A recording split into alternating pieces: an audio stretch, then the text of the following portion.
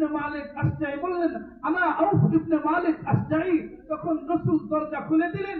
রাসূলের চেহারার দিকে চাতক পাখির মতো আউফ ইবনে মালিক আশজাঈ তাকিয়ে রইলেন। মনে হচ্ছিল সেই কবি হাসান বিন সাবিতের কবিতার দিকে তিনি লক্ষ্য করতেছিলেন।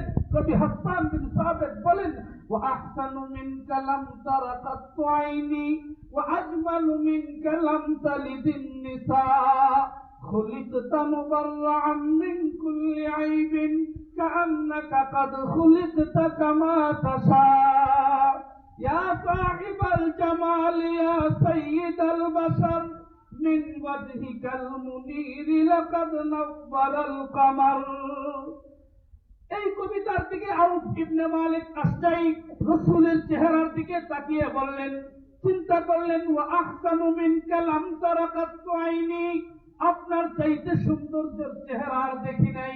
ওয়া আহসানু মিনকা লাম তারা কাত্তু আইনি ওয়া আজমালু মিনকা লাম তালিদিন নিসা, আপনার চাইতে সৌন্দর্যের আর কোন সন্তান পৃথিবীর আর কোন মা নাই যে তিনি জন্ম দিবেন। খুলিকতা মুবাররাআন মিন কুল্লি আইবিন, সমস্ত দোষ মুক্ত ত্রুটি মুক্ত করে মহান আল্লাহ পাক আপনাকে সৃষ্টি করেছেন। আরেকজন কবি বলেন, লা ইউমকিনু সানাউ কামা কানা হাক্কুহু বাদ আজ খুদা বুজুর্গ কিসসাহ মুখতাসার। রাসূলের প্রশংসা করা আমার দ্বারা সম্ভব নয়। আমার আল্লাহ তার হাবিবকে যেমন সুন্দর চেয়েছেন ঠিক তেমন সুন্দর করেই বানিয়েছেন। বলেন সুবহানাল্লাহ।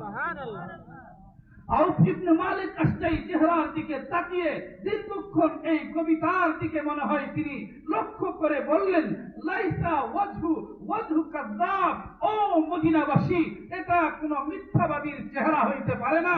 আমি এই মুহূর্তেই রাসূলের কাছে আউফ ইবনে মালিক আশজাঈ রাসূলের হাতে হাত ধরে কালেমা পড়ে মুসলমান হয়ে গেলাম। বলেন সুবহানাল্লাহ। মুসলমানের কালেমাটাও আল্লাহ তাআলা এত সুন্দর করে দিয়েছেন। 27টা অক্ষর আছে এখানে, 27-28টা অক্ষর আছে এই কালেমার ভিতরে। একজন ব্যক্তি যদি শুধু কালেমার দিকে তাকায়, শুধু কালেমার প্রতি লক্ষ্য করে কালেমার হাকিকতটাকে বুঝতে চায়, তাহলে তার জন্য ঈমান আনা সহজ হয়ে যাবে। বলেন সুবহানাল্লাহ। কেন?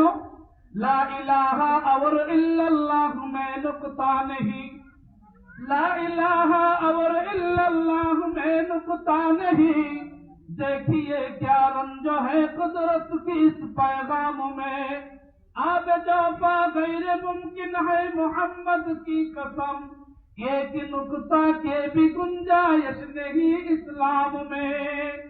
লা ইলাহা ইল্লাল্লাহু মুহাম্মাদুর রাসূলুল্লাহ লম্বা একটা কালেমার ভিতরে আল্লাহ তাআলা নকশাওয়ালা একটা অক্ষর আনেন নাই। এর দ্বারা বোঝা যায় ইসলাম একটা পূর্ণাঙ্গ জীবন ব্যবস্থা, ইসলাম একটা শান্তির ধর্ম। এর দ্বারাই একজন